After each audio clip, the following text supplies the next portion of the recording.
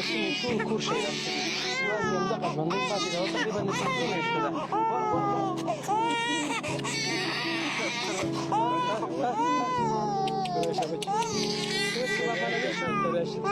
کده کودکی از زیر آوار بیرون کشیده شد. چشمهایش پر از گرد و خاک بود، اما ترس در نگاهش بیشتر از همه چیز دیده میشد.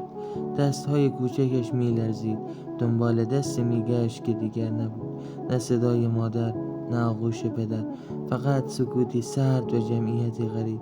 او مانده بود، اما همه چیزش زیر خاک مدفون شد.